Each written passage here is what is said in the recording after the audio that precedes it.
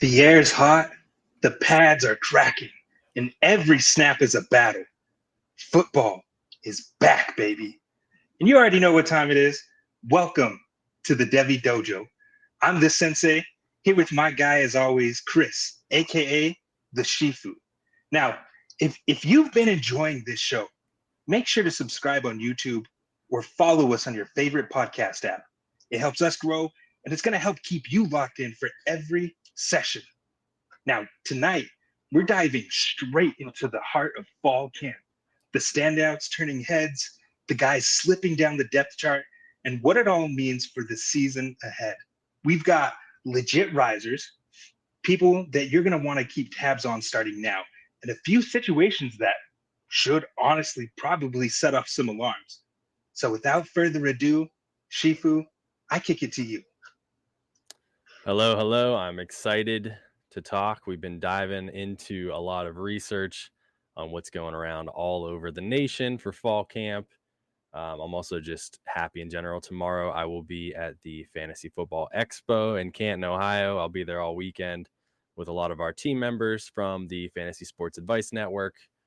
We are the title sponsor, so I'll be doing a lot of registration and check-ins and things with some of our friends here at the network. And we're going to be meeting a lot of people, I'm sure. Looking forward to, seeing who we interact with at the Expo, of course. So that'll be a good time. And I'm noticing that you have a nice new camera, so I can see your astonishing blue eyes. Yeah, look at that, beautiful. Man. Yeah, crystal clear. FSAM, they said, let me upgrade you. Tyler was watching the last episode, and he's like, man, you guys are doing great in the show. We got to get you a better camera. And I couldn't disagree, man. So definitely upgraded. Happy to have it, man. Still a little trying to get used to it, but I'm we're happy. On camera status now. We get the cameras from the CEO. I love it. Yeah, mama, we made it. Absolutely. So yeah, if anybody is listening, I think this is going to drop tomorrow on Friday. Is that correct?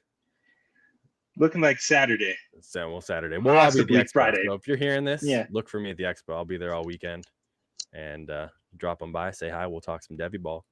And that's exactly what we're going to do on this show today.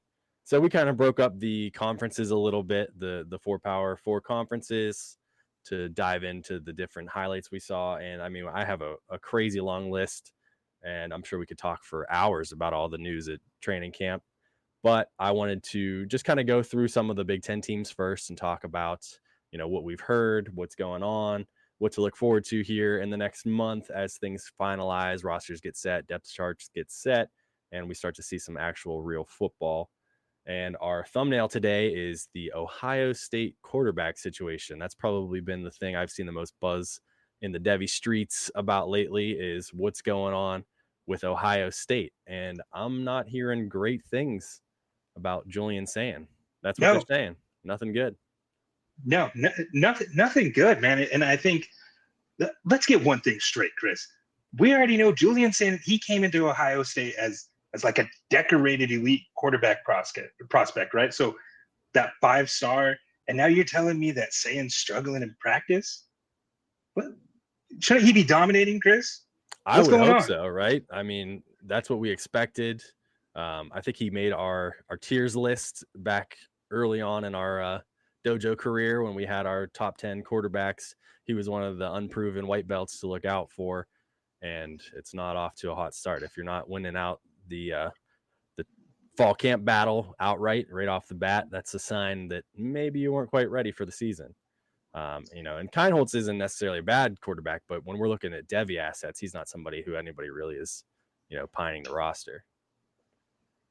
No, and that's the concerning thing, is that this was set up on a platter for Julian Sayin to just come in and take it, right? Like we already know that after Nick Saban, after he left, He left Alabama. He came to Ohio State, but he had a whole year to sit behind Will Howard. Technically different play caller, but it's the same offensive environments, the same culture, same people, same coaches in his ear for the most part. He has familiarity with the players, and I guess Kienholz does as well, you could say, but that's not the guy that they were prepping to take over like this. So it does beg the question, what's going on with Julian Sayin's development? Exactly. Right? And that's not the way you want to follow up a national championship either. I mean, obviously, Will Howard had a great season last year. He did exactly what he was supposed to do. He got drafted, and there's going to be sky high expectations, and there are, right? They're not number 2, I think, on the coaches poll. So they want to follow it up with a nice deep playoff run for sure. And you're not going to do that if you have a little bit of uncertainty at the quarterback position, especially this early on. I mean, we don't want to overreact to what happens in August, of course, but when you're talking about, okay, this is the guy, he's got the tap on the shoulder, he's next man up, and it's already like, well, maybe he's not the next man up. That's not a good place to be if you're an Ohio State fan. Well, you can see even in his ADP and in some of the mocks that we had done prior to this fall camp period, and what we're doing now, you could see the like real time fall in his ADP just from this news. And yeah, we shouldn't overreact, but at the same time, we were already penciling him in as the sure starter. So when you get reports like this, it's always going to raise alarms, right? And some question marks, rightfully so. I'm with you. You don't want to overreact, but at the same time, like, what's going on? I want more information. I want to see them playing. And reports are that it's not good, right? That there's no signature play. There's no wow plays that's changing anybody's tone in camp.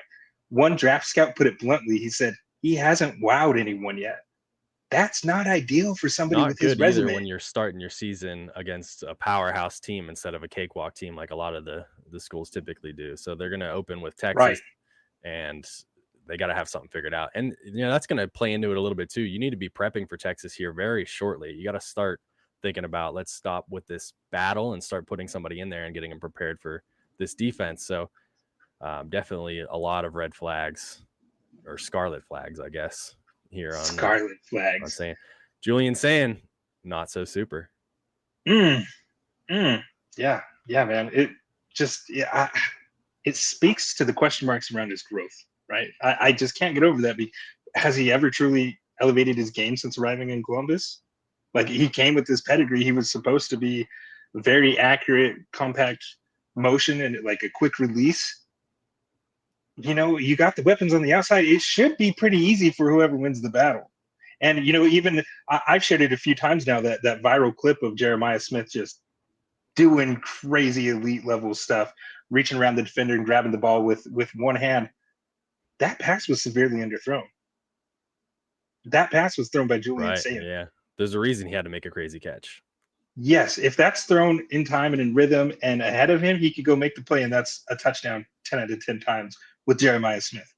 So, I mean, right? Like, is Kienholz going to be a guy? About, Justin Jefferson basically being quarterback proof, right? So when you have these elite wide receiver talents, obviously you want to see him show out in the college ranks when he can, and it's going to hamper him a little bit. I don't think it's going to hamper anybody's expectations, but we might look at a little bit of a recession if the quarterback play isn't as good as it was last year, which shouldn't open anything up except for possibly a buying opportunity if somebody's panicking.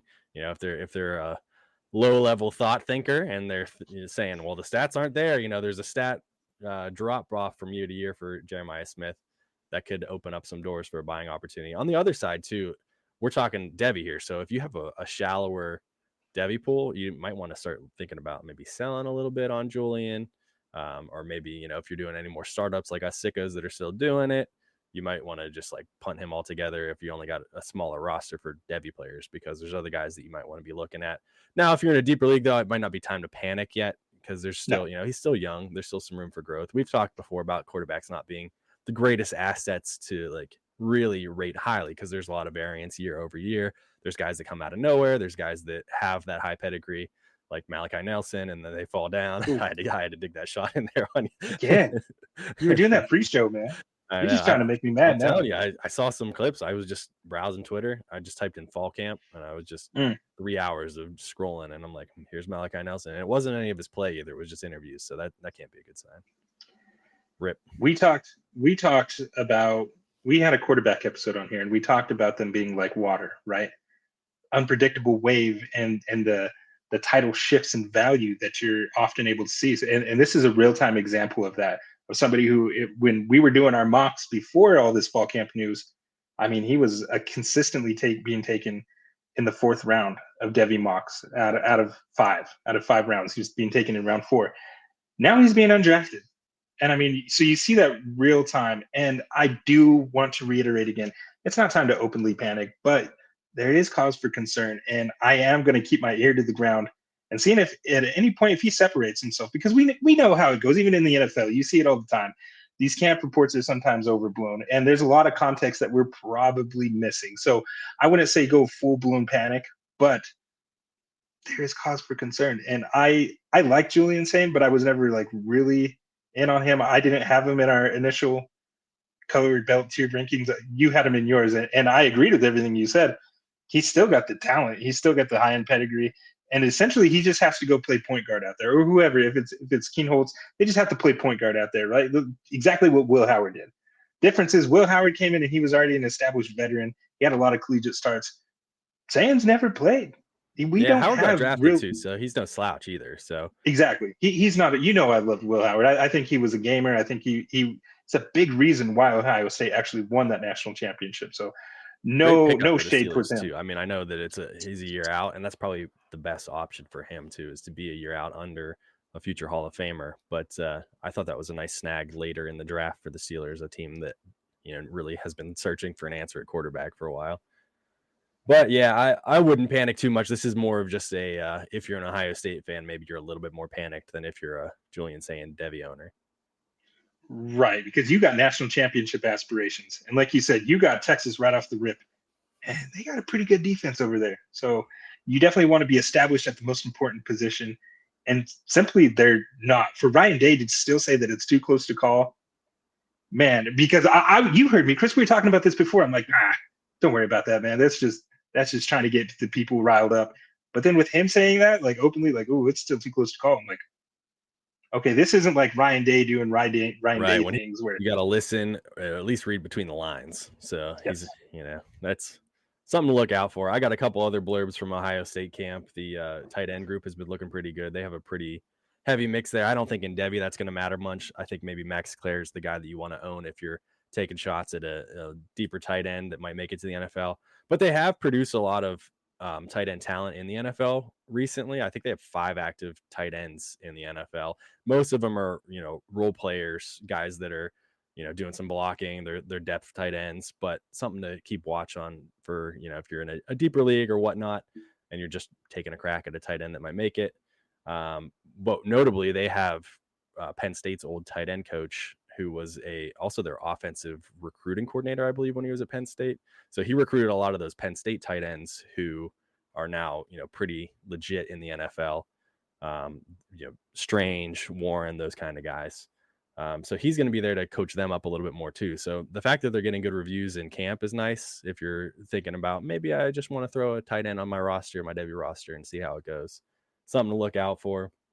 And for you sickos who play IDP with Devy, Caleb Downs is also getting some time at nickel in camp. So they're trying to diversify him a little bit more to make him a more unique asset for NFL teams. So he's so good all over the place. Yeah, he's an awesome. That's the best defensive player in the nation. Yeah, absolutely. Along with the guy there at South Carolina, Stewart. I think those are the 2 best defensive players in the game, man. Caleb Downs could probably play running back. Like, that dude's just pretty consistent. Yeah. A lot of times we see these guys coming out of high school that are listed as athlete. That guy is a legit athlete. Like, he can do a lot of things. He's one of those guys you look at, you're like, you could pretty much line him up anywhere. He could probably be a 2-way player if he wanted to be, which is a popular Josh Downs' brother. Josh Downs' brother, for anybody who doesn't know. Yeah, absolutely. Speaking of 2-way players, I had a quick blip moving up to Minnesota. Coy Parrish is one of their 2-way players. It was funny watching some highlights of him in camp because he's wearing the jersey that was split down the middle, instead of dark, and I think it was black and white, but I can't even remember. And I'm colorblind too, so don't trust me on any of this. But it was split right down the middle, so he could just play on both sides of the ball. And he was looking pretty good, man. He looks decent as a wide receiver, so something to keep your eye on, especially if you're a Minnesota fan. But the clips I was seeing were funny because he would really get behind those defenders, and then he would have to wait for the ball. So, it's like, let's see what he could do if he had an actual quarterback talent. You know what I mean? Ooh, yeah. Very nice. I threw, as I was breaking up all of these conferences, I threw Notre Dame in as Big Ten because they're kind of like honorary Big Ten in my mind. And they also are having a bit of a quarterback issue here in training camp. We talked about CJ Carr pretty recently too, right? On our Freshman Fever episode. Yeah, I'm 100% going to blame myself because I put him as the thumbnail. We didn't just talk about him, man. We made him the thumbnail, and I said, it's pretty much penciled in. He's the starter, all this and that. And then literally the next day, CJ Carr throws 3 interceptions in practice. Oh, Kenny Minchie's on him.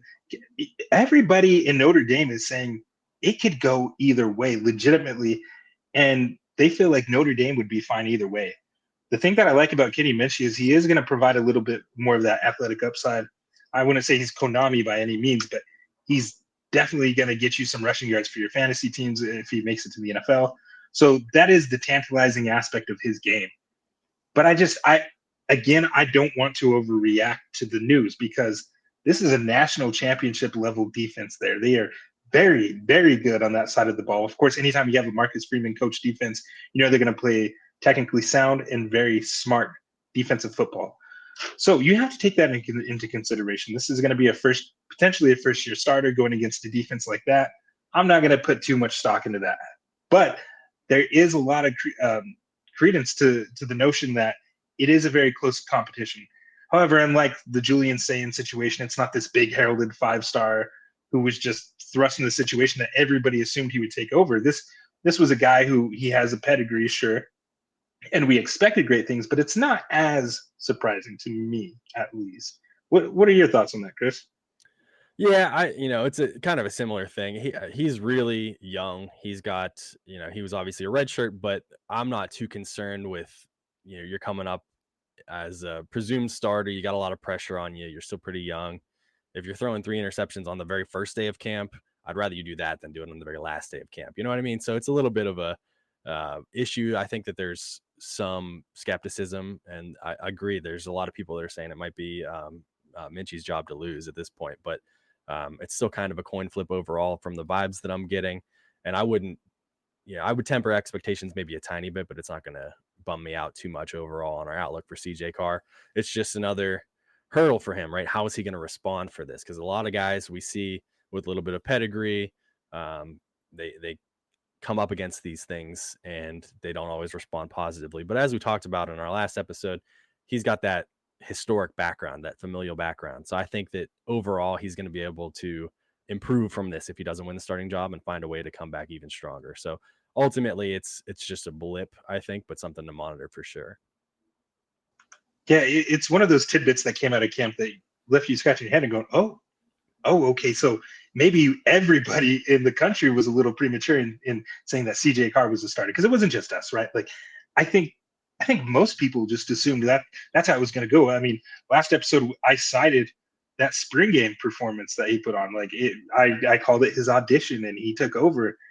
Man, how quickly a narrative can change, right? Just a couple months later, now it's a tough competition. So definitely something to keep monitoring. But I know there's some other players generating some buzz there. I know you wanted to talk a little bit about that Greathouse dude. Yeah, I don't know if we've ever actually talked about Greathouse on not on air. Not on air. But we've talked about him, off air, and he's a guy who I like as one of those mid-round targets. I think he's kind of unsung a little bit. He gets a little bit of hype here and there from some people, but he obviously had a really good playoff run last year. He ended the year super strong, and I'm seeing a lot of their beat reporters saying he looks even quicker this year. More snappy, a little bit more of that speed off the line and things like that. A little bit more sharp in his cuts and movements. And we talked a little bit about him when we were talking about CJ Carr being a nice, reliable target. So no matter who wins that quarterback battle, he's going to be a big receiver to watch here in the coming year. So I think he's a nice target. I continue to think he's a nice target for people as something of maybe like a buy low opportunity. If you want a guy who's potentially going to rise throughout the year, he's one of my primary targets I'm looking at. Yeah, that's a good one to target, because there's still there's like this already preconceived notion about him because simply he's a Notre Dame wide receiver, right? It's one of those programs that just typically doesn't produce the best Devy assets at that position. Hey, Chase Claypool Obviously, had a nice run his rookie year. That was yeah, exciting. I don't know yeah, where he's maple at drum. now. I think he got cut from Buffalo. Yeah, man. I mean, who knows? But I think there was a lot of that notion already baked into his profile, right? I think if you were to have done Devy drafts back in early March, you could do a 20-round Devy draft, and he would probably go at the end, some of the later rounds, probably 16 to 20, somewhere in that range, if I had to project. Now you're starting to see it steadily creep up. There is the buzz. People are starting to remember how he finished the season. If you get a guy like CJ Carr, and that's why ultimately, Chris, I think that it's still his job because of the way that I think they want to attack now. And we've talked about that with Mike Denbrock, the offense that he's really wanting to play, taking those vertical shots down the field. You have a pocket passer in CJ Carr who's going to do that. And I think he's the guy that would really elevate a guy like Jaden Greathouse to take that next step. So, again, something to monitor, though. We don't have all the information. We just have buzz and rumors and whispers, and we're doing our best to piece it all together. And that's part of the fun of playing Devy, man. We don't have all of the answers. Like in Dynasty, the NFL, there's a lot more coverage, and you get a lot of these answers. There's a lot more coverage and just people talking about it. Devy, you don't quite have that. You got to piece together a lot of this stuff. So that's what we're doing. We're processing it here in real time with you guys. I want to know, who do you think are going to win these battles? Is it Julian Sayin over there for Ohio State? Is it Kienholz over here for Notre Dame? Who's going to win this competition? I want to know what you guys think. Hit us in the comments now. Drop it in the comments for sure. Moving over to Michigan, another one of those blue blood programs in the Big Ten. I'm hearing some good stuff. Jordan Marshall is saying that the offense is very scary and, quote, not like last year where it was really, really bad. So, oh, yeah, I would hope I'm sure he's so. going to say that. But yeah. Our friends on the Devy Planet last night were talking about Justice Haynes as a potential sell prior to the season. And, he's a guy who I've been pretty high on. I think if he gets more opportunity, he's going to have a lot of room to grow and develop into a nice NFL talent. But it does seem like Jordan Marshall is going to get a lot of these touches as we're progressing through fall camp. So I don't know exactly where that's going to land. Maybe there's a reason why Justice Haynes didn't get as many touches down in Alabama. Jordan Marshall is no slouch. He's a good running back. I think they're going to have a really nice offense this year, especially compared to last year. So I think he's onto something with that. But definitely something to monitor because I haven't heard like a ton of buzz on Justice Haynes. When we're talking about these Devy guys, we would like to see a little bit more of, splash out of them in fall camp. Let's put it this way. Since the pads have come on, you haven't really heard any buzz about Justice Haynes, and that's concerning to me because, again, he's a guy that, like, I always say these recruitment pedigrees, they're one hell of a drug. It's like the draft capital, the high-end draft cap prospects who are trending towards busting in the NFL. You always give them that other chance because of their draft capital, and that's what I see a lot of times with these former 5-stars. He's got the pedigree. He's got everything that you look for. He's got the build. He's got it all, except he just never seems to stand out. This happened. This like exact scenario was playing out in Alabama when he was playing with Jam Miller. Quite simply, Right. Jam Miller just did a lot of the same things that he did. And when he got his opportunities, he was mildly better. Now you go to Michigan, and that's why I was high on him. That's why you were high on him, because we're like, okay, he's going to an offensive environment that's going to want to run the ball. They're always going to have a good offensive line. It seems like an environment on paper where he would, like, his talents would lend well to that environment. However, again, like, the pads come on and seemingly he's just a dude, like a normal dude out there. And yeah, his counterpart there is no joke. Like, Jordan Marshall is getting all that buzz out there, and for good reason too. You go back to the bowl game, I believe, against Alabama. He got like 9/10 of their offense in that game. He had over 100 yards rushing. He ran.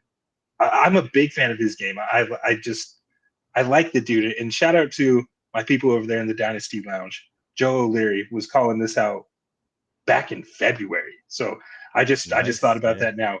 This guy, I gotta shout you out, Joe. You called that long ago. So I mean, here we are. Shout out to Joe. Yeah. And shout out to the Devy Planet. Their episode last night on Players to Sell, a lot of them broke my heart, but I did agree with a lot of them. It's like, as we get closer to camp, you hear certain things and it's like, this might be a good opportunity. I don't agree with all of their takes, but I appreciate the work they put in, and I appreciate watching them live. They do it live. We don't do it live. We No. do one takes, but we don't do it live. So it's nice for me to get in there and chirp them a little bit in the comments and, experience the pain that I'm sure that they felt putting together that list. Also at Michigan, the fun stuff, Bryce Underwood, I get higher and higher on him every day.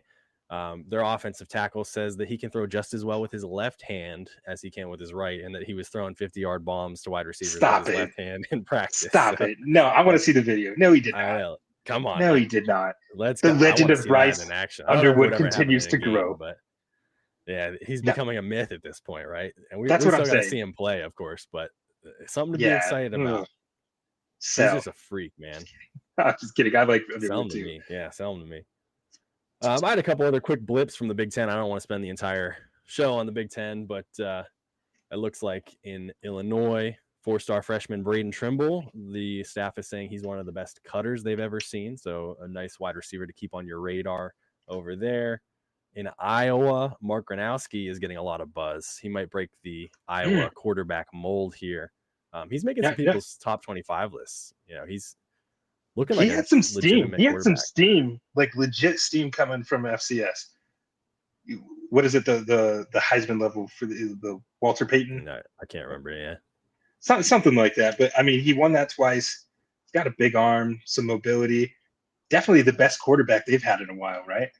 Yeah, and some of the clips you can see floating around out there, he does have a nice, he can move in the pocket, maneuver a little bit, get the ball out at odd angles if he needs to. So I don't know if I will ever trust Iowa to throw as much as we would like to see, but I think there's a good chance that if he has a halfway decent year, based on the talent that he has, that he might end up being one of those later round draft picks, get a little bit of NFL stock and have an opportunity to make it on an NFL roster next year. So yeah, he's a guy that I've definitely kept an eye on too. Just I saw when he transferred there, I looked into his profile, watched some tape on him, and he was somebody that I was excited about. To pour some cold water on him though, according to the PFF charting, when he did play power conferences, I think his completion percentage was in like the 40s. So, I mean, definitely struggled against better competition. Yeah, obviously, he's probably going to have better talent around him. Definitely going to have a good offensive line. So, I mean, we'll see. A lot of good defense. I'll give the kid a chance. So, yeah, we'll see how that goes. Yes, and that's a great point. They definitely play good defense out there in the Big Ten. Michigan State, Aidan Chiles, absolute cannon on this guy, dude. I mean, he's got that arm talent. And there's some clips going around of him just launching nukes. There was one of him throwing it to transfer wide receiver Omar Kelly that was just fun to watch. I think Michigan State actually tweeted that one out, and they put a funny music on it, slow-moed it. It was a cool clip. I'll probably have to retweet it so the fans can see it. But he's just going to be a fun player to watch, with some of that talent around him, including your boy Nick Marsh. That's what I was going to say, man. If Aidan Chiles can take that next step truly as a passer, big ups for Nick Marsh, who we love here. Aidan Chiles he was so damn raw, man. Last year, he frustrated me watching him struggle to play the quarterback position from within the pocket. But I mean, a lot of times I think we, especially in Devy, we fall into this trap of just categorizing a guy as they are in that moment, and we never leave room for them to develop. So that's what I'm going to do here. I'm going to be cautiously optimistic, right? Like I see some things that I like. The clips look good, but I need to see you under live fire when the reps matter, right? Like in live game action when the defenses have been game planning against you. Stuff in practice for sure. We got to see it live, but exciting for Nick Marsh though, because I want to see some big bombs to him. That'd be good for his stock for sure. Couple more quick Big Ten blips. Nebraska has a tight end named Heinrich Harburg, who I saw some clips of looking really good. He's a former quarterback who converted to tight end. Just really explosive off the line, man. He's pretty shifty out there, makes some nice routes. A guy to start watching, keeping your eye on, and also just a really great Northern European name, Heinrich Harburg, with 2 A's. And, I like Dylan Raiola still. And when I watch his clips, man, he just throws a nice ball. I'm excited for him as another riser. We talked about him before, but I think this year, another year of, full off season, going to have a lot of opportunity, a little bit better talent around him. That they helped out their receiver core with transfers and things. So I'm looking forward to seeing him. Danke there now. I really like their offensive coordinator too. How they kind of ended the year, the concepts that they're running. It's exciting times there now. I think Dylan Raiola, if he will stop cosplaying as Mahomes, which for the most part it looks like he's kind of developed some sort of individual personality. If he could do that, then that's really the only thing that I didn't like about the kid. I think nobody likes the cringe stuff. Yeah, but the talent is definitely there. You got to remember going back in his recruiting class. What was he? A top 2, top 3 quarterback in that class? Like, the talent is unreal. The arm talent on that guy is unreal. It's all there. He's just got to be himself. I want Dylan Raiola to play like Dylan Raiola. Take Nebraska to a place that they haven't been in a long time. That's my goal and my hopes for Dylan Raiola. So I was a little lower on him to start the season, and it really had nothing to do with his talent as a football player. But now, as the season started to come in, I've seen some of these camp clips. Right, I'm sharing them all over on Twitter and TikTok, and I'm getting excited, man. I'm getting excited. Danke, like, I was listening to some interviews that they had, and Raiola just talked about like having a veteran presence like Danke in the wide receiver room, and a guy that's able to go make plays that he's already developing trust with. It's a game changer. And let's be realistic. Dylan Raiola was a true freshman starting in the Big Ten. That is not easy to do. Absolutely. And he put up decent numbers. He really did. He had a moderate season, and we just drug his name through the mud. And yeah, I'm sure his raw talent. I'm ready to give him a chance. Guys to transfer like Danke. When they see what he can do and what he could potentially do, they're like, I'm going to go play there because I want him throwing me the ball. So, right. Looking forward to seeing that, and looking forward to keeping tabs on Heinrich Harburg. Fun name. Tight end out of Nebraska. I saw this was years ago, but it was like a meme post about how right when the Big Bang Theory started on air was when Nebraska started being a really bad football team.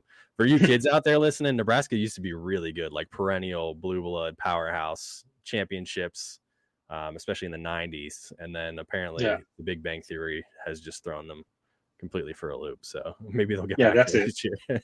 Yeah. Wasn't back to recruiting or Penn State. I love to talk about Penn State. They got a lot of transfer wide receivers as well, but there's some nice clips of freshman Kobe Howard making some plays. I don't think I retweeted one yet, but I'm sure I will so that the people can see it. So a guy to keep your eye on, as he's gonna probably not get a ton of time as a freshman, but somebody to look out for in the future. And USC, I'm hearing a lot of good stuff on Jaden Maiava. That's your team. Yes, He's sir. a lot of the off-field stuff that I like, those intangibles. He's been meditating. He's been reading more books. He's trying to focus on keeping the noise quiet and just going out there and being the best player he can be. So I'm hearing that that's transferred over into fall camp too, elevated confidence out of him. And I think it could be, we talked about it being a make or break year. So he's got to be the key, that turns the door open there. Yeah. And if not, then we got Hassan Longstreet waiting right there, who has also been playing well in camp. I think we're settled in. I really like the plan that we've got there with Lincoln Riley. We got Jaden Maiava, who, a limited sample size, but when he came in, like, the offense just looked a lot different. I'm really excited to see what he could do. Mekhi Lemon is over the moon for him. He said, I can't wait for Saturdays to show you guys, because you're about to see. And that's all he said. He just left. He's like, I'll leave it at that. You're going to see on Saturdays. And I can't wait to show you. A little cliffhanger. Yeah. Mm-hmm. And that's what you would expect too. A little bit more confidence now, because he only started 4 games last year. Yeah. So he's got a full off season as the starter, getting a lot of reps, a little bit more practice. Clearly he's doing what it takes to, keep everything out, keep out all the noise. So we have big plans for them, big, exciting plans for their offense, especially. So we shall see how it goes. But that's enough out of the Big Ten. You were the scout for this episode on the SEC, so give me some of your best SEC notes. Ooh. All right. Well, I got a few. I'm gonna focus on some of the bigger ones. I figured maybe we can come back later, another time. Like, we're still early in this process, right? I'm talking about fall camp. There's still so much left. The season's right around the corner, but there's still so much that has yet to happen. So I think we can probably spend some time later talking about that stuff. But I want to talk about the buzz coming from Gainesville. And naturally, you got to talk about the face of the program. DJ Lagway, my Devy quarterback 1, former 5-star. He's back throwing after dealing with that calf strain that had him in a boot to open camp. Now, you see him out there, he's rocking a no-contact jersey with the compression sleeve, but he's out there, right? And look, the throws that we've seen, they're crisp, they're on time, and he looks confident. He's got – what I love about DJ Lagway, man, is he's just got natural command. But the talk around Lagway, it's not about the arm. Obviously, it's about his body. And the reality is his injury track record it's starting to stack up a little. Even last year when he was electric, leading Florida to these comeback wins and proving he's one of the most physically gifted quarterbacks that program's had in years. He still missed time with various dings and knocks. We know it was nothing catastrophic, but they all added up. And when you're the franchise guy, Chris, every missed rep is going to get magnified. So some fans and some media are starting to ask the tough question, is Lagway injury prone? Personally, I mean, what are your thoughts on it, Chris? Before I go, you know what I'm going to say. What do you think about that? I tend to agree with you on injury prone. You know, it depends on the injury, right? Some guys are just going to get banged up more. Some guys like Tua, you're worried about one specific thing, and that's concussions. Right. And you know that the that's next concussion different. could send them into the netherworld. Other guys just have bad luck where, you know, maybe it's one injury on the knee and then it's one injury on the wrist and then something else. So it's really just about the entire body of injury work, if you want to call it that. You know, what is happening, and is it a consistent issue with one thing, or is it, you know, a bigger overall problem that's been lagging around forever? So I wouldn't tag him with that at this point. Yeah, and I'm right there with you. I wouldn't go as far to say that he's injury prone. Sometimes, like you said, it's just the bad timing.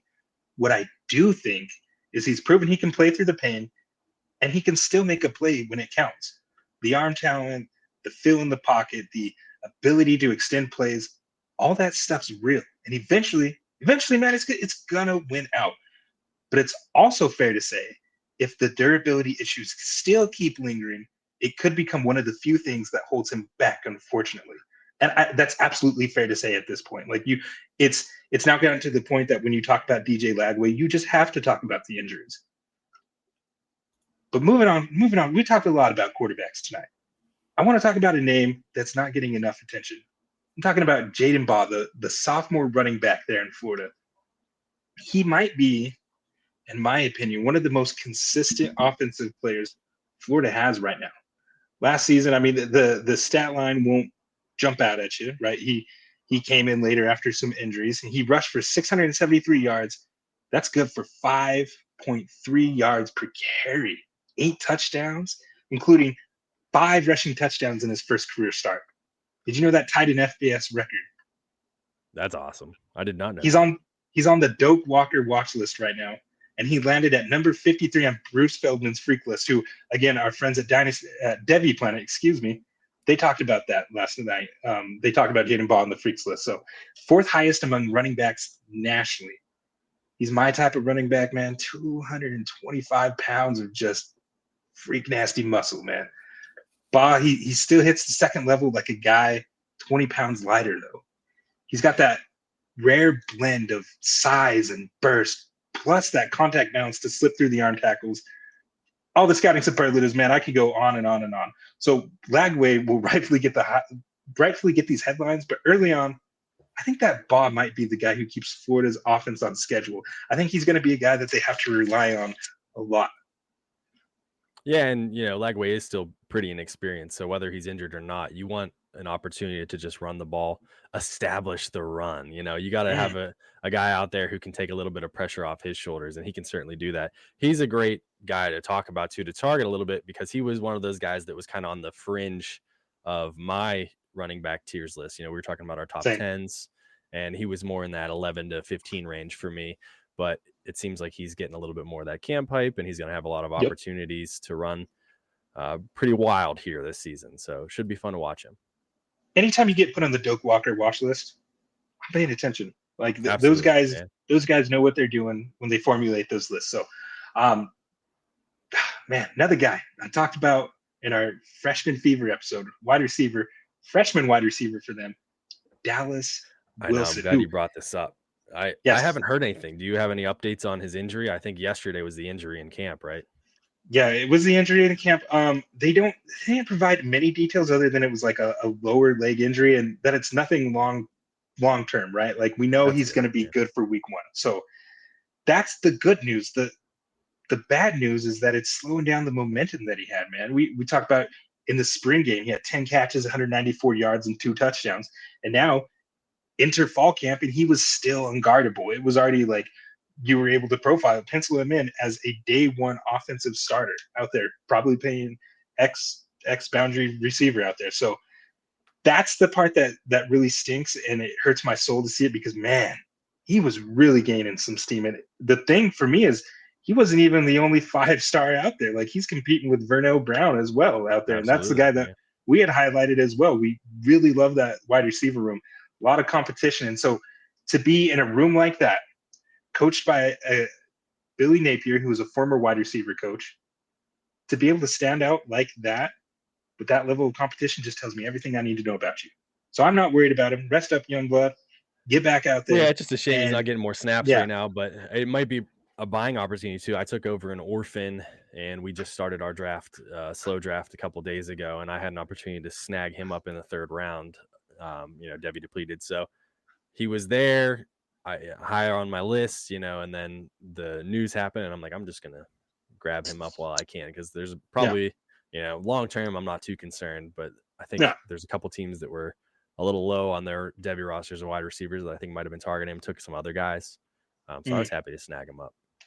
Yeah, take advantage of that. Like you're playing Devy, right? We're all about the long game here. Trust your training, trust what you've seen, and make your decisions. It's really as simple as that. Fun. Have fun. Be And patient. it's fun to roster guys like Dallas Wilson. So yeah, absolutely. Rest up, my man. Hopefully you'll feel better soon. Yep. Sticking here in the SEC, obviously, I am going to go now to Oklahoma. And I want to start talking about it. Another person who was featured on Freshman Fever. And it was one of your guys. I'm talking about Elijah Thomas. I know you're over the moon for this kid, and I'm glad you pointed him out. You and Corey, our friend from Back to Devy, you guys have been on this guy for a while. I tagged you both in the Discord with some highlight clips of this guy. He's getting serious love from his teammates, and I love that because I don't think it's just lip service with him. He had one teammate describe him as a, quote, freak athlete, and he added, quote, he has one of the highest verticals on the team. He's one of the strongest people on the team, one of the fastest too. So he's just an athletic freak, which we knew about that. And I don't think this is just workout warrior hype either. Thomas flashed in drills in the 7-on-7s. He used that blend of burst and the physicality to win over the top. I don't know if you saw the clip. I'll share this with you. They do kind of like a Oklahoma-style drill, but with the wide receivers. They have a defensive back lined up with you in press man coverage, and it's just one-on-one, go win, be physical. We ain't going to call no holds. And he was winning with physicality over the top on some defensive backs that were much bigger than him. So it's exciting stuff, man.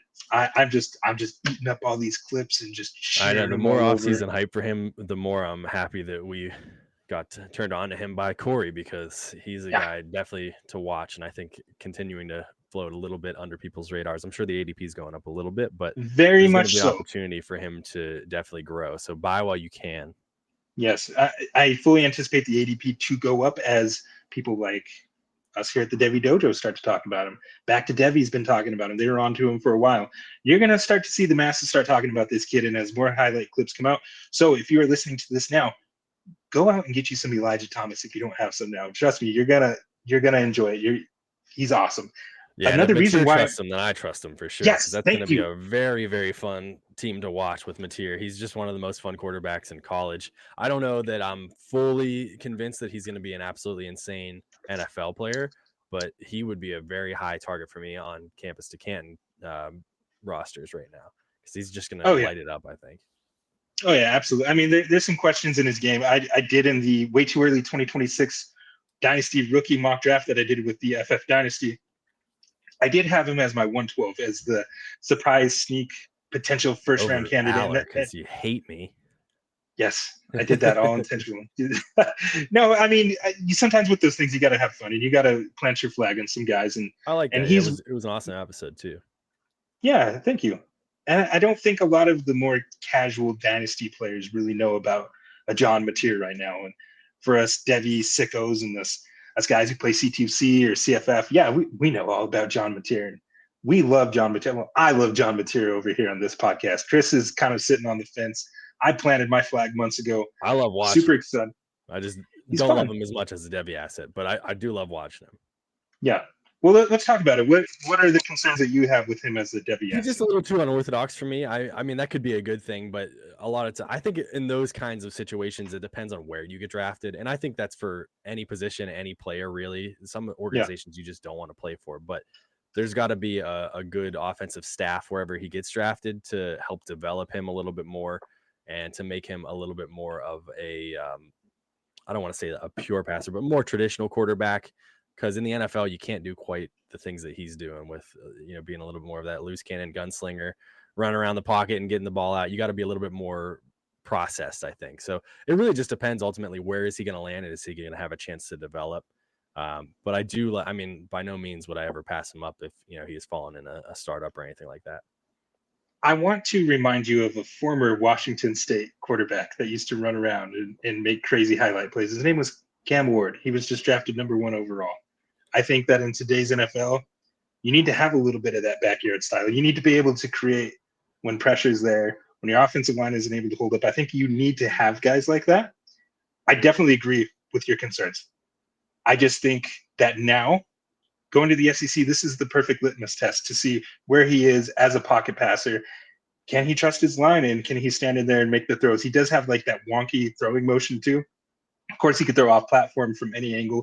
That's the exciting stuff. But his which is base, why it's fun to watch. Yeah, definitely. Yes, but his base release, it is a little wonky. So I get that. Definitely some concerns. But man, he seems like a guy who has it to me, and I can't really quantify it in the like it factor, scouting superlatives or anything like that. Good dojo it factor name. Yeah, we do that. We'll workshop that and we'll bring it out one of these episodes for sure. But yeah, so Mateer's another reason why I'm super excited about Elijah Thomas. Same. So speaking of, we've talked about John Mateer, but I do just want to wrap this up with this already.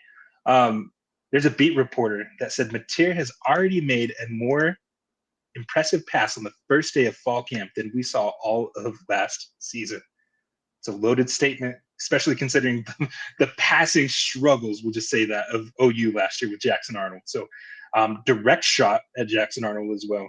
And I've shared some videos now too, John Mateer just ripping it to Deion Burks, who that senior wide receiver looks like that's going to be his go-to, this guy right now. But I do want to mention, like, we have our concerns, right? We have our questions on how he can handle an SEC defense. Well, he's going against one of the best defenses in the nation every day in practice in Oklahoma. They're returning 60% of their starters. And like, while they struggled on offense, they still had a very good defense out there. Anytime you got a Brett Venables coach team, they're going to have a good defense. So iron sharpens iron out there, right? Yeah. So excited. It's going to be a good test. Yep. But moving on, speaking of Jackson Arnold, I want to talk about his new team here at the University of Alabama. But before I talk to him, before I talk about Jackson Arnold, I briefly want to mention somebody that I don't think many in the community are privy to, and I'm talking about running back Omar Mabson II, and I hope I'm saying that right. He's a reclassified 3-star freshman running back who's already turning heads in camp. And reportedly, here's the big nugget right here. He's reportedly ahead of fellow freshman Alvin Henderson on the depth chart. That's a guy that our boy Josh just took in one of our deeper drafts. He's like, hey, I like Alvin Henderson, right? Like, he's supposed to be good. He's supposed to be good, but he's already being, passed up by the guy who should be a senior in high school right now. Yeah, definitely shout out to Josh. I called him to a group of my friends the other day. He's kind of like the ghost writer for the Devy Dojo. He's a little bit behind the scenes. He helps us out a lot in the Discord, and he's a definite ball knower. So when he's onto a guy, especially in those deeper drafts, it's something that I keep my eye on. But obviously, in this case, Alvin's getting passed up a little bit by Mr. Mabson, and he's a guy who, as I was doing my scouting, we had discussed splitting up the conferences to make it easier on us, and I'm like, you have to talk about this guy because he's just looking great. He's getting a ton of hype, and his final season in high school, he had over 1,500 yards and 29 touchdowns. Come on, man, that's awesome. Right. That's amazing. I love it. That's little league. That's like he's playing against, that's insane. Yeah. That's backyard football stats. They're saying that if Mabson hadn't reclassified, he'd probably be a blue chip prospect next year, one of those 5 stars. So I mean, right? It's like Booby Feaster for USC, right? They knocked him down a star because he's reclassifying, but man, the talent's there. Ryan Williams really just kind of like, before I would have been hesitant, right? And now I'm like, man, Ryan Williams did it. I don't think he's just an outlier. Maybe these kids are just eating something different. I don't know, man. But it's exciting times because it's like really unprecedented. I can't remember a time in college football where you saw so many, like consistently, so many young freshmen players being able to start right away. And I think NIL probably played a hand in that. I'm sure, but that's, yeah. man, I don't want to go down that rabbit hole. Those stats are from his junior year of high school. Yeah. I mean, ridiculous. And I mean, it worked out in his favor, of course, because he's playing at Auburn, which is an absolutely fantastic school to be at. But just like, what could he have done? You're right. He probably would have been a blue chip 5-star prospect if he had played another year. Mm-hmm. Yeah. Moving on a little bit, we are running out of time, but that's okay. I want to talk about the wide receivers there in Auburn. Specifically, the name generating the most buzz out of there is one of your guys, Eric Singleton Jr., Georgia Tech transfer. He's crushing it, man, out of the slot. He's reportedly scoring like multiple long touchdowns in the 11-on-11 scrimmages. He's showing great chemistry with new quarterback, the aforementioned Jackson Arnold. I think Singleton, he's going to bring that good vertical burst. We know he's fast. Like they said in high school, he ran a 4.2 40. I mean, TBD at the next level. Fast, yeah. He's fast AF, and that's all that matters, right? But I love that, and I think what's impressed coaches the most is how reliable Eric Singleton has been underneath.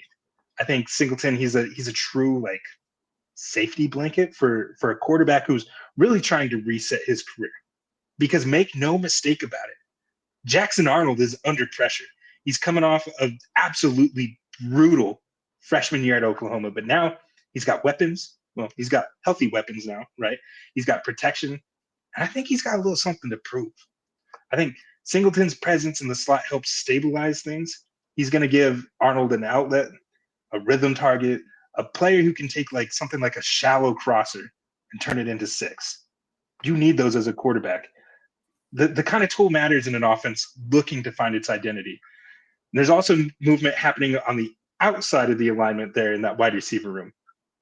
Ben, our friend Ben, was talking about this today in the Discord. He asked about Malcolm Simmons. Due to his recent arrest, it's now allowed for a guy like Perry Thompson to take full advantage, right? And Perry Thompson is a guy who we haven't really been able to talk about, but he's a guy that I've been big on, just waiting for him to get this opportunity because he did come in the same recruiting class as Cam Coleman. And 2 big trees just right outside. And that was always the vision. Have Cam Coleman out here. You got Perry Thompson out here. Just undeniable talent on the boundaries. And now you got a guy like Eric Singleton who just slots perfectly right there in the slot. That's the vision. That's the perfect scenario. And anytime you get a guy like Perry Thompson who flipped from Bama to Auburn, you know, those in-state rivalries. I know. I just love that. Happen. Yeah, it's a lot of fun for sure. Yeah, I'm excited about them. I know you're a Jackson Arnold hater, so we'll see how he can do getting the ball out of them. But he has one of the best wide receiver groups in the nation right now. So he's got plenty of opportunities and very few excuses. Exactly. And like the pressure's on Jackson Arnold. Hugh Freeze also has a lot of pressure on him. I think that if Hugh Freeze doesn't win this season, I think he's gone. And Hugh Freeze added more pressure to this situation. He's on record as saying that this wide receiver room is one of the best that he's ever been around. And that's saying something to me, considering that he's coached the likes of A.J. Brown and DK Metcalf. So for him to place this group of that kind of company says a lot. Sticking in the state of Alabama, or I'm going to talk about the University of Alabama now. Another wide receiver freshman that we highlighted last week, Latsier Brooks, unfortunately has not been able to really do much. He has another lower leg injury, I believe they said. So he's been in the no contact jersey. I think he was on the bike the other day. They said, again, more precautionary than anything, but it always just hurts to see these guys that you really like as freshmen just get delayed a little bit. Like the breakout was delayed a little bit and it hurt a little. I don't know. I like me some Latsier Brooks. Yeah, same. He's definitely growing up some boards too. I think I've seen a little bit of other Devy pods and Devy rankings people sliding him a little bit higher up on their ranks lately, and maybe we did that. Who knows? But Yeah, it does I did. stink to not see him. Yeah. I did. I think the talent's there, but I talked enough about him last week. A person that I really want to talk about as we close the show out tonight is Ty Simpson. Now, look, there's been a lot of things said about Ty Simpson, from myself included, but the fact of the matter is, I think he's now at a point where he's severely underrated, because it's clearer than ever that it's his job, right? Kalen DeBoer said that if the season started, he said, yes, they're in a competition, but if the season started tomorrow, Ty Simpson would be the guy. He's got the experience in the system. He's stuck around. He's paid his dues, and now it's his turn. In his recruiting class, he was the second-rated prospect, I believe, in that class. So highly touted 5-star that's just didn't transfer in an age that you don't hear that. So Right. Yeah. definitely some things with his, and you can't even blame the guys, but for him to stick there, I mean, backing up Bryce Young, backing up Jalen Milroe, guys like that, and just finally getting his opportunity. I mean, he's got the offensive environment. He's got Jeremy Bernard out there, right? The new transfer, Isaiah Horton. I think the way that they're going to line out there and the way that they want to attack in this Kalen DeBoer offense, it's just set up for success. So I think he's got a quick release, very accurate. There's a lot of things to really like about him. So, I mean, a guy that you can get late, like very late in deep drafts, I think you could probably get him. I think we saw in that 40-round combined deep startup that we it was did. definitely late. And, He went I like think Keelan 37th Russell's round. presence there is probably helping to tamper him down a little bit further in rankings, because everybody's excited about him, but it doesn't seem like Keelan's going to be the starter. And that makes sense. He's a true freshman. So we want to see what we can see out of Ty Simpson. And he does have that pedigree, and he's done his time. So he's got an opportunity here to really elevate himself. And I'm sure the pressure's on. It's Alabama, and the pressure is hotter than ever for Kalen DeBoer, I feel like, because even though it's only this is his second season at Alabama, is that right? It's third season. Either way, there's always high expectations, and they haven't quite gotten to that level yet. So we'll see how he can do, and if he can really, bake a little bit under that pressure and turn into a diamond instead of, cracking under that pressure, he's going to have an opportunity to elevate himself to potentially being a draft scout, lookout guy. I think it was Spencer the other day, again, our friend from Devy Planet. He talked about some of these guys when they get the opportunity, especially at the quarterback position. If he's able to go out here and have a good year, throw into guys like Ryan Williams, Jeremy Bernard, he could elevate his draft stock. And I mean, I can't really see him being a first-round quarterback at this point. But again, we also haven't seen him play. So, I mean, he's just one of those guys that has the opportunity to elevate his draft stock. So I'm really just watching to see how he plays, because I think with Alabama boasting probably the best defense in the country, one of, if not the best defense, he's not really going to have to do too much to win games, right? Just keep them on schedule, throw to your playmakers, and get the ball to them. So speaking of the playmakers, Ryan Williams was the last guy that I wanted to end on here, because Kalen DeBoer said some very interesting things about Ryan Williams, specifically with the new transfer, Isaiah Horton and Jeremy Bernard on the outside. He really wants to start weaponizing Ryan Williams in the slot and attacking those seams vertically, which is just so exciting. Very exciting. Right? How can you not love that? You want those guys to be all over the field and get an opportunity to get the ball in his hands, strategically in any way possible. Yes, absolutely. And I think Ryan Williams just fits that. So like he's a chess piece that they're now going to be able to move all around the field. They're going to be able to motion him, put him back outside. He's still going to hit those deep shots down the field, which is something that he was incredible at last year. We've seen the highlights where he stretches vertically for a man. You wouldn't think somebody his size would be able to do that. And I've compared him to Lynn Swan, how he has that just like aura at the catch point, looks poetic and beautiful, and the ballerina feet to touchdown. Now, one of my favorite sensei terms are at the catch point. Are at the catch point, yeah. Yes, sir. So just super excited about that, man. Definitely waiting to see if they move him around like that. I saw the people at PFF definitely comped him to CeeDee Lamb as a collegiate prospect. Ooh. And now, man, if they start putting him out at the slot, I definitely really start liking that comparison. Yeah, for sure. I mean, CeeDee, that's where he really eats it up, right? As a big slot. So he obviously is the same vein. He can play anywhere, but that's what you want out of those elite wide receiver prospects. So that's exciting. It's a good tidbit. For sure. For sure. Definitely, we're closing in on the end here, but I don't want to. I had a couple quick blurbs on Texas too. You can't talk about the SEC and not talk about Texas. As we have been predicting, it sounds like Arch will not declare next year, so we're going to get 2 more years of Arch Manning. So that's exciting. We're going to have to wait, all of us Devy fans, to turn him into a dynasty roster player, but that's not necessarily a bad thing because that's been the path of the other Mannings, and they turned out fine for your fantasy teams. Looks like Ryan Wingo is up 4 pounds, so he had a little bit of muscle to be a little bit more combative out there, playing and catching those passes against those defensive backs. He also had off-season eye surgery to help correct his vision. So I didn't dig into that too much. I'm imagining it's something more like a LASIK or something. But hey, look at Jameis, right? He did that a while ago, and he got a little bit better. He still threw a million picks after that. But if you're having any eye issues as a wide receiver, it's good to get those corrected, right? I'm also hearing a lot of praise from Sark on Michael Terry III. So there's going to be an awesome core of wide receivers for Arch to throw to for the next 2 years between Wingo and French, who's one of my guys. Lockett, everybody likes Lockett. And then, of course, now Michael Terry III. So should be a good team to keep your eye on. And we're very excited, of course. We've talked about Texas at length before, but can't get out of here without just putting a little tidbit out on them. No, you can't. You have to talk about Texas. Probably the favorites to win the national championship at this point, I would think. So number one, got to talk about them. Yeah. 1, 2, 3, them, Ohio State, and my boys at Penn State. Well, we'll see about Ohio State. Right. We'll see who wins that quarterback battle. Thing. Yeah, absolutely. What's wrong with Julian Sayin? What are they saying is wrong with Julian Sayin? He's definitely not Super Saiyan. There you go. That's a good way I did have some notes on the Big 12, and most likely, we don't want to run this forever. I will just tweet these out at some point. So follow me at Chris the Cardman.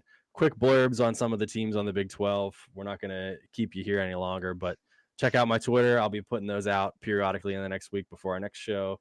So if you want to catch up on some fall camp news from the Big 12, you can find me there, or you can find us in our Discord, which will be linked at the bottom of this description of the video here. Yes, sir. Well, Chris said it. That's going to do it for this week's session here at the dojo. If you learned something new, got some value, or you just enjoyed hanging out and talking ball, hit the like button, subscribe on YouTube. Make sure you follow us on your favorite podcast app so you never miss an episode. Like Chris said, don't forget the free Discord, right? It's going to be pinned here. You can find it also in my link tree in my Twitter, which is at Empire Elite FF. Now, we want to hear from you. Who have you seen standing out in fall camp? I want you to drop your names in the comments or the Discord, and let's keep this conversation going. Right now, I talked about it last week. We're cranking out Devy mock drafts right now. We just finished 2 within this week. And next week, we'll be breaking them down. We're going to reveal the current Devy Dojo ADP. Very excited about that. The best way to get in on the next round of mock drafts is just to join that free Discord. But that is all for today, and I will see you next week in the dojo. We are here. FantasySportsAdvice.com, offering the best fantasy sports social media platform. Why join endless Discord communities or the trolls of Reddit? Fantasy Sports Advice is a community designed to help you win with 24/7 support. Go to FantasySportsAdvice.com and become a pro member for unlimited access. Again, go to FantasySportsAdvice.com.